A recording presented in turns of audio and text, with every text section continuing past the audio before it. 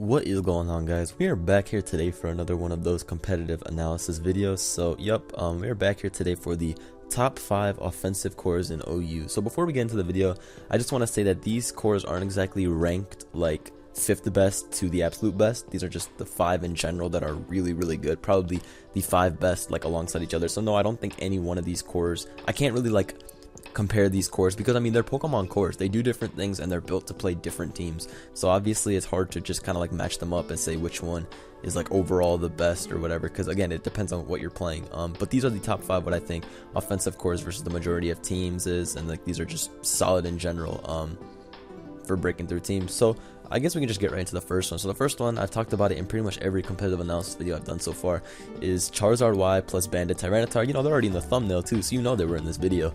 That's probably one of the most, that's probably like top 3. Like I know I said I wouldn't rank them against each other, but that's easily one of the best hands down, because it's such a potent core. Bandit Tyranitar is able to trap the Lotties and the Chanseys that can switch into Charizard Y, and that's basically it. Like nothing else really switches into Zard Y. Yeah, that's pretty much it. Nothing else can really switch into Zard Y besides the Lotties and Chansey. I mean, you can say, I mean, it has soft checks. I guess stuff like Tran can take one Focus Blast and that kind of thing, but nothing can continually switch into Zard Y besides Lotties and Chansey, and both of which are just dominated by Bandit Tyranitar, which is really cool. I mean, the only problem with this core, honestly, is the fact that, what's it called? It's really weak to water type attacks in general, as well as being kind of slow, because Zard Y isn't exactly the fastest Pokemon. I wouldn't really recommend ever running Modest. I mean, yes, you get more power and Zard, but I mean Zard already hits a very high special attack. I think it hits like 417 with Timid. I could be wrong, don't quote me, but I know its special attack is already very high. You already have the Sun Boost. Fire Blast is a high powered move to begin with. It's really not worth skipping out on outspeeding stuff like Excadrill and that kind of thing, because like what if Sandrush Excadrill sleep in your team, you bring in Zard to stop it, and then you're Modest, so you just die to Rock Slide. You know, like you should really just be running Timid Zard. It's probably the best bet always. But yeah, like I was saying, even then it's not like fast stuff is outsped by stuff like Garchomp and that kind of thing, which can threaten the core. So usually you'll see this core always paired together with something like Latios, Ferrothorn, because Ferrothorn works as the water resist, because both are water weak, and because Zard Y brings up the sun, stuff like Latios and Ferro can check the water types a lot easier. Ferrothorn also is able to suck up electrical type attacks and that kind of thing. Latios mainly just for the Keldeo and that kind of thing. It can also defog, which is huge for the Zard Y. So yeah, that's pretty much the biggest thing. You really only need hazard support for this core. Zard Y is just going to eat through the majority of teams anyway. I mean, unless you're facing hyper offense, in which case they're still going to have all their stuff killed by it, but they can pretty much muscle through it with pure offense. So at most you'll probably get like 1 kill, because they'll just be able to put on the pressure, and Zard Y isn't too bulky, physically at least. I mean, its Spadef is decent, but actually no, it's not decent, it's good. Like you can take a Life Orb, Latios, Draco Meteor without, what's it called, HP EVs, that's good. But its Fizdef is, you know, it's not as good as it could have been. So that's basically the only real problems with the core. You just need to really support around it. Like you don't just throw this on and then put random, like another random 4 Pokemon. You definitely need to have some kind of mentality building with this core. Zard Y, you can pretty much open that up to really any pursuiter. In fact, I have a replay to show. Let me hold on and pull that. Okay, so the first replay I have here is of my SPL week 6 battle, I think. I've shown this, actually was it week 6? Actually this is week 5, never mind, it doesn't really matter regardless. But I've showed this replay in the past. Basically this guy Frizzy was running a pretty bulkier team, and I didn't actually have T-Tar this time. Off the top of my head I don't have a video, I mean a replay that has Zard Y plus T-Tar, but it's pretty similar what they're doing. I mean it's just pursuit in general, so basically in this battle I don't really have to go through it. Weavile is able to knock out the Torn by trapping it, and then that's the only thing that could really outspeed Zard. I mean, it can't really hurt Zard anyway because it's Assault Vest, also hitting Hurricane and Sun. That's not really happening. So basically all I did was trap the Tornadus, and then he had nothing to outspeed Zard, and it was a pretty cut and dry game. It was a pretty easy win, not to like discredit this guy at all, but like I mean his matchup versus Zard Y is pretty terrible for a semi-stall team like this. So let me just move on to the next replay. Don't really gotta say much about this. So this is the second bout. This is my buddy Shake versus ABR for another one of my buddies for OLT2, I think. I don't remember what round. It was pretty high up. But Shake's actually running the exact same team. He just ran it before me. a couple months actually before me, and Jam ran it like 5 months before this guy, so we were just milking the same team for a year. But it's a super good team in general. But anyway, it's Charizard Y plus Weavile, as you can see. Again, and ABR's team in general, super weak to Zard. All he really has is Altaria, but Altaria is taken advantage of by its teammates. Hippo, Drill, Pharaoh, Weavile, all are good at dealing with Altaria, so that's something. So Altaria, if rocks go up too, it's not really being able to switch into Fire Blast that easy. Shake also has the ability to do stuff like knock off Heat Trans leftover so that it can't switch in at all. Focus Blast will be able to knock it out. It can also trap Tornadus T if it wants to, so that the only thing ABR has to outspeed the Charizard dies. So Shake won this game too. There's kind of a little bit of hacks, but it was still the matchup was heavily in Shake's favor because ABR has 4 Ice Weeks and no Dark Resist besides Altaria, so Weavile kind of ate him up and that kind of thing. But yeah, I mean, you just really have to look at the teams to see how good of a matchup Pursuit plus Charizard Y is versus a lot of these teams. So that being said, let's just move on to core number 2. Okay, so the next core is something, I guess, that I've kind of been talking about. It can kind of range from like 2 to 4 mons in a sense, but basically it's Voltturn plus a heavy hitter. So I know that can kind of be vague, but I can give you some examples. So Voltturn in general in ORAS pretty much mainly consists of Tornadus, Rotom, and Landorus T. I could be missing something. I guess Mega Scizor. But Mega Scizor isn't that hard of a hitter. I mean, once you get it started with an SD, obviously it's super strong, but it can't hit hard off the bat, which is true.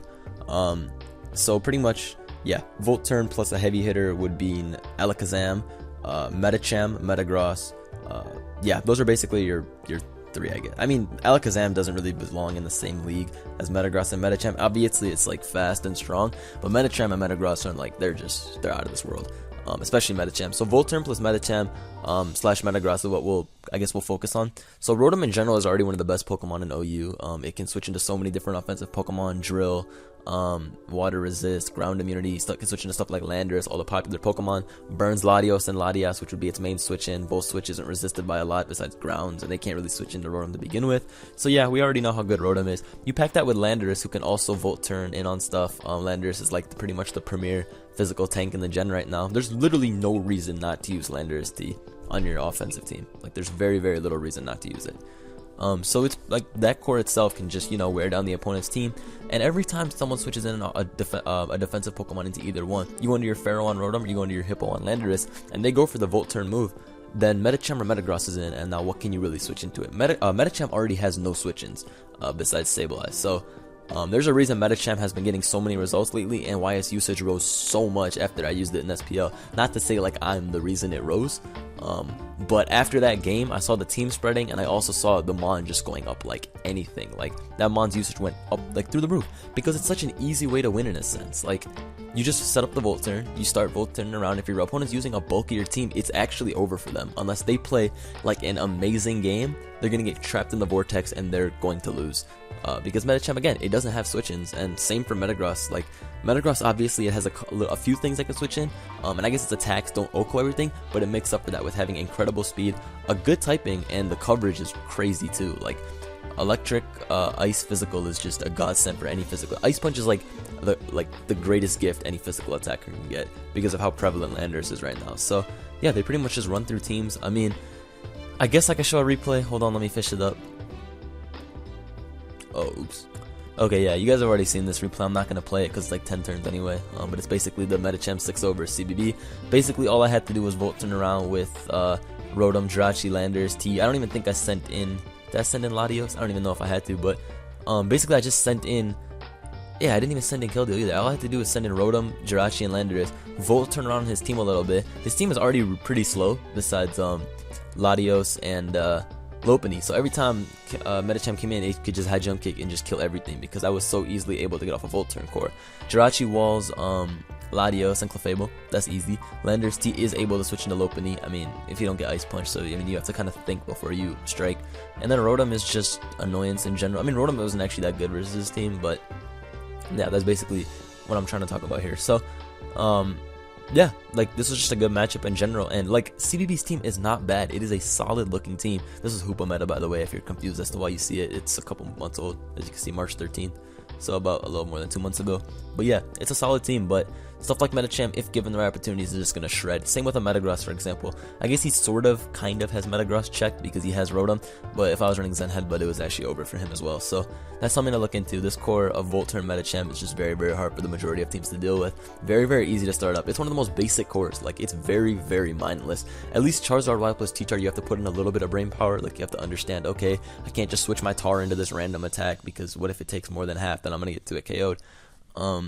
But like this core is honestly like a little too brainless, and it's kind of Voltturn bulky offense is getting really, really hard for the majority of the meta to deal with, and that's kind of where the meta is sort of changing to at the moment. And yeah, I think I don't know how I feel about it. Like, ORAS is pretty much a done meta game in a sense. Like, I don't see what's gonna change the next 4 months when Sun and Moon comes out. But this new style of Voltturn into just huge threats is getting really, really hard for people to deal with. But anyway, moving on from that, let's go on to core number 3. Okay, so we have something similar to the first core, kind of always going back to Bandit Tyranitar, because, I mean, Pursuit is one of the greatest moves to grace competitive Pokemon. Like, the fact that your Pokemon can't switch out of an attack, it can get trapped, and then you just lose your Mon is huge, especially when it comes from something as good as Tyranitar. So yeah, let's just talk about this core that's coming up. So Bandit Tyranitar plus Superior is very, very good, mainly because T-Tar is able to trap stuff like Talonflame, and what's it called, Heatran, quite easily with Pursuit, because those things can't really risk staying in, dying to a rock type move. I mean, Tran I guess can live, but it'll take up to like 75%, and all it can really do is pray Lava Plume burns. If Talon wants to stay in, it's just gonna die, even through the burn. So I mean, that's a problem for those kind of teams that really rely on their fire type to deal with stuff like Serp. Serp is a really underrated threat. People just assume they can run stuff like Latios and be fine versus it, but its speed, the fact that it can run Sub and Leech Seed, is just really, really hard for a lot of bulkier teams to deal with, because they got to keep switching. I mean, and the only real grass type you can do is go into like Amoonguss, I guess. I guess you can use Tangrowth as well, but if you're not Assault Vest Tangrowth, you're losing. So and even Assault Vest Tangrowth to an extent can't really switch in, because it can't kill. And then they Leaf Storm once, so now they're at +2. They Leaf Storm again, now they're at +4. Now you're gonna die to HP Fire. And what if they Leech Seed on your switch, etc., etc.? It's not as easy for a lot of teams to deal with Serp. It's just a really solid Pokemon in general. On top of that, T-Tar can also be paired with a lot of stuff. If you guys remember Jam's team, and the replay I'm going to show soon is going to show that. But T-Tar plus Scizor is also really, really good, because again, T-Tar gets rid of those fire types, those checks to Scizor. If you get rid of a Tran, what really stops Scizor for most teams? And stuff like Keldeo and Rotom are not Scizor counters. Those can easily be beaten. Those can easily be whittled down. Keldeo, like, people always say, oh, I just have Keldeo, I'm fine versus Scizor. That is not true at all. Especially if you're not Specs. If you're Scarf Keldeo and you think that's a Scizor check, you're going to lose every game you play. Unless, of course, your luck with Scald is on, like, Planet Jupiter, and you will just burn every single Scald you go for. But Specs, that's like the softest kind of check ever. Just because the Scizor player won't want to risk the burn. And that's basically it. You're playing with odds. And Keldeo's not hard to whittle. What if, like, I have a Heatran and the opponent switches it into my Lava Plume, I do 18% and then I burn him, plus rocks. That Keldeo is not at like 66%. Next time it comes in on my +2 Scizor, it might be in kill range, or if it switches into rocks and gets burned again, like it takes another burn turn. Like, you can't even play Reckless. Like, I try really hard not to play Reckless with my Keldeo. At least, I guess in lives, I kind of go crazy, because I mean, it's PS ladder. But in a tournament, if like I was put in that situation where all I had for a Scizor was a Keldeo, you already know I would never send that thing out unless I knew 100% it wasn't going to be taking damage. Because if that thing did take damage, like, I could lose. Scizor is one of the best Pokemon in the meta. I put it as #1 for a Mega, and it's hands down. I saw people, like, a couple people, like, criticizing that it's not the best Mega, but I have no idea how you can argue that it's not. Its defensive capabilities and the fact that Scizor can beat literally every single style besides, I guess, Stall, if you play smart. And even then, if you have the T-Tar on the T-Tar already obliterates Stall, so Scizor can still win. You just, you know, try and muscle through the Skarmory, and then I guess you kind of have to deal with Quag. But I mean, that's just game playing. We can talk about that a different time. The thing is, Scizor is one of the most fantastic Megas, and you get rid of its one counter Heatran, and it's like, it's very, very hard for most teams to deal with it. Like, I guess it has other counters, stuff like Skarm and that kind of thing, but I mean, those can, I mean, what's it called? They can't do anything back. Heatran's like the best offensive counter to it. So that's, I guess I'm kind of going on a tangent about Scizor, but again, that's what I'm saying. T-Tar is so good with these Pokemon. Same thing, T-Tar plus Talonflame. You check the Heatran, you get rid of it with Pursuit. Talonflame can now SD up. Heatran's at like 30%, it's going to die to Brave Bird. So let me show the replay. You guys have seen this before. I've played it on my channel when I uploaded my matches versus Xray. But as you can see, this is for Smogon Tour. I'm running Jam's team, pretty much the one I just detailed, with Bantar plus Serp plus Scizor plus Talon. 3 different win conditions. So looking at Xray's team, I can see that Talonflame is most likely going to be useless. I mean, he has a Slowbro plus a Heatran. Unless I luck out and I'm able to pursue both of those, it's going to be rare. Plus, I'm also defensive SD, so even +2 won't kill stuff like Tarak and +2 Lando, and even Lottie can take a +2 attack. So Scizor, oh oops, of course, it wouldn't be one of my videos without me zooming out a million times. So, what was I gonna say? I lost my whole train of, man, this browser's garbage. Anyway, what was I trying to say? So Talonflame wasn't really that good, but Scizor, as you can see, obliterates Xray, just throttles him. The Landorus isn't defensive, all he has is the Heatran, so I'm looking at the game like, okay, all I gotta do is, you know, play my turns right, get the double on the Tran with my Tar, and blow him away. That's basically it. I also was looking at, if I can get a Leech Seed off on the Tran with my Serp, that also, like, very handily beats him. All he really has for that is a Scarf Landorus. So, that was pretty much my game plan in this. I can just kind of flush through the turns, basically. Not to, like, toot my own horn, or I hate that phrase, that's so stupid. But I did play, I think I played this game, like, as well as, like, I could. Like, I played it very well, I think. So, basically, I made the double on T-Tar there. I Stone Edge there because I didn't need to pursue. But basically, the turn you need to look at is, okay, I have my Serp out. I sub up on the switch to Tran. I get up the Leech Seed. He gets up Rocks. I'm able to make the double into T-Tar. And now I just pursued him. Gone. 20%. He's at 8% when he comes in because he's going to lose his Latios the next turn, as you can see. And then pretty much what happened from there is my Serp was able to just clean. Because what is 8% T-Tar doing to Leaf Storm? He lost his counter because of how busted a move Pursuit is. I was able to just trap his counter like that, and then it was over. Serp ended up winning. But even then, Scizor would have ended up winning too. Like, I could have gone to Scizor here, SD'd. 8% Tran does not live Bullet Punch. And then these two had the Bug Bite. But I mean, why would I play with a crit chance? Like, Serp is just best, I guess. But that's whatever. But yeah, basically what I'm trying to say is the combo of Pursuit plus just attackers walled by stuff like Tran and that kind of thing, Slowbro, it's too much. Like, Pursuit is busted out this game, dude. Like, that's the one thing they should have changed. Pursuit is way too good. That's why you see Weavile everywhere too. That Bandit set, that's why you see it everywhere. Pursuit is just busted out the game. But let's move on to the 4th core. Alright, so unfortunately I actually just ended my Camtasia, so this is gonna be in 2 parts, so sorry about that. I guess you guys wouldn't know if I didn't tell you. Whatever. Alright, let's get into the 4th core. So basically, the next core is something that I haven't actually seen a lot of people using lately. The times it has been used in tournament, it's actually done very, very well, but for some reason people are a little bit resistant to use this core just because it features Magnezone. The core is Magnezone plus Diancie, and I guess people are just a little resistant to use Magnezone because there are battles, obviously, where Magnezone does very little. But I think that, like, the thing of, like, when people say Magnezone is, like, bad, I think it just has a bad rep, and it's not as bad as people are, like, saying. Like, even if your opponent doesn't have, like, a Ferrothorn or a Skarm, Specs Magnezone is still good. It can still switch into stuff like Clef, and Steel electric coverage isn't that easy to switch into. Like, people will only use really Ferrothorn for that, and that thing will get nuked by HP Fire. So I think it gets a bad rep, but basically, let me just explain Diancie plus Magnezone. What are you switching it to Diancie? Stuff like Skarm, Pharaoh can take 1 hit and that kind of thing, and Magnezone is able to just get rid of both of those quite easily. The only real good counters to Diancie are Steals and maybe a mixed defense Clef, and even then, what was I going to say? Magnezone can come right in on there, just knock it out of the park, and you're good to go. Stuff like Jirachi comes in to check Diancie. Nope, Magnezone's in there, traps it, gone. So, this core is really, really, really nice in general. Like, I mean, it's pretty basic. You just trap the Steals for Diancie and that kind of thing. But again, they don't have, like, really good defensive synergy. I mean, Keldeo, for example, or, like, Water in general, is, like, strong against both of those. Both are ground weak, no fight resist, that kind of thing. They're not good. Like, they don't share good synergy. But offensively, they are nice together. I can actually show you a replay right here from it. This was SPL Week 1, so a while ago, about 6 months ago. Same meta though, ORAS, TDK versus Riku. And basically, TDK has like a Empoleon, which is like a niche check to Diancie, obviously, right? So he has something kind of fun there. And basically what happens is Riku is able to pretty easily win this game. Well, I guess I spoiled, because his Voltturn core is really, really nice plus Diancie, and he has the Magnezone. So TDK actually has HP Fire here, which is pretty cool.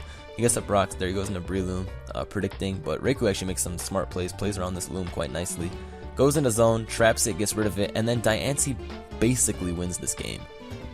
Goes into it, Thymostorm, done. 16 turn game, very, very quick. I guess a little bit of this could be attributed to TDK's team not being that good, but like I'm saying, as soon as that mag went down, it was over. Like, the Diancie just swept right through. I actually have another replay to show as well. Hold on, let me pick that. Okay, so this game was a lot longer, and I guess a pretty decent, much closer. But Axel 10 versus Staticus for World Cups, this happened just like a few days ago. But Axel 10 is running a pretty cool offensive team. Again, Diancie plus Magnezone, and then he also has Weavile, which also really appreciates the removal of stuff like Voltturn and Skarmory, but Staticus' team alone is just super weak to Weavile to begin with, especially because it's Bandit, so he can't even really switch in Clef into Icicle Crash. So Axel 10 ended up winning this game. The Mag didn't actually do that much, but I mean, he didn't really need the Mag to do that much because the Jirachi was Scarf, so it can't really check Diancie anyway. Diancie outsped every single Pokemon besides Scarf Jirachi, and nothing else really resists Fairy, so all he had to do was really wear it down, and he has stuff like Landorus and Tangrowth to obviously help with that, and it was a close game, but it was pretty firmly in Axel 10's court the majority of the time. So Diancie in general, I mean, nothing really resists Fairy, broken typing, Fairies in general just completely broken, and Magnezone really helps just kind of show their strengths. In fact, I used the combo of Bolt Beam, Clefable, Calm Mind, plus Magnezone in one of my SPL games versus my friend ABR, and it ended up winning. Magnezone was really good in that game as well, so Magnezone plus Fairies in general is just, like, it's really challenging for most teams to deal with. So let's just move on to the next core, and the final core, I guess. Okay, so then I wanted to talk about, while being an offensive core, is a little bit different because they kind of play off the defensive capabilities that the core has. I mean, the Pokemon are all very strong. It's Keldeo, Latios, and Landorus T, but the reason they are so good is because they all have decent enough bulk to where they can check things, switch into certain attacks, and that sort of thing. Like, it's a they're like the definition of like good bulky offensive mons, because they can fit on stuff like Hyper Offense, can also fit on Balance, and can also fit on bulky offense. Like, they're just great expendable Pokemon in general. So basically, Landorus and Keldeo are very easily able to handle stuff like T-Tar for Latios and that kind of thing. The main stuff you're going to switch into Keldeo is stuff like Tangrowth, Amoonguss, Venusaur, and Latios is able to easily come in on those guys, fire off Psyshogs, Dracos, and that kind of thing. And I actually spammed this core so much back in SPL. I think someone mapped up my usage, and I had 6 Keldeo, 5 Landorus, 6 Latios. Like, it was crazy how many I had, and it's only 11 weeks, so I pretty much used them more than 50%. But I mean, it's a very safe, strong, like, good core. Landorus, you know, it's able to check pretty much everything in the game. You turn on those like bulky ground types and other switch-ins that want to come into it. Now Keldeo is in there. Latios provides defog support. And it's just a heavy water resist in general, because water offensively is such a good typing. The only real problem I find with this core is that stuff like Clef can annoy it. Weavile most definitely can annoy it. Keldeo is not that good of a switch-in at all. Well played Scizor. Again, Scizor can just beat everything. And like I said, Keldeo is not your counter. Can do work versus it. And yeah, like pretty much at face value it can wall a lot, but like a well-played team versus it, like if you play your Pokemon well and it can muscle through this core, it will muscle through this core. All you have to do is kind of weaken Keldeo, basically for stuff like Bisharp and Scizor and that kind of thing. But that's not to take away from how good the core is. I don't really have to show a replay for this, I don't think. You can pretty much look at literally every PS live I've ever done, and I've probably used it or something, or ran into it. But yeah, basically that's a good core, and that's pretty much it for the video. I mean, I could throw out some honorable mentions.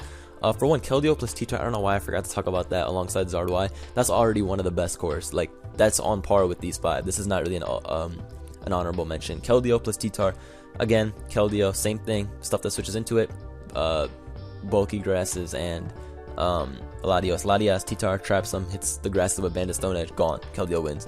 Very basic core. Other than that, we have stuff like, I guess, Diancie plus Talonflame plus Starmie. That's pretty decent in general. Diancie and Starmie able to lay off the hazards, and then Starmie is able to wall bulky water types and Heatran for Talonflame. But yeah, that's basically really it. I don't really have anything else in mind. Obviously, there are other really good offensive cores. You guys don't have to tell me like how I missed stuff with Bisharp plus Medicham and that kind of thing. These were just the top 5 in my mind that pretty much do the most versus the majority of teams and are all around like the most solid in general. That's why I didn't pick up like hyper offense core like SDmon 1 versus like plus like 5 SDmons in general. Like, it just wouldn't really make sense, because versus a lot of teams that wouldn't work the way these cores would. So again, hope you guys enjoyed. Drop a like if you did. Let me know in the comments below what you guys would want to see from a future competitive analysis video. And with that, later guys, peace.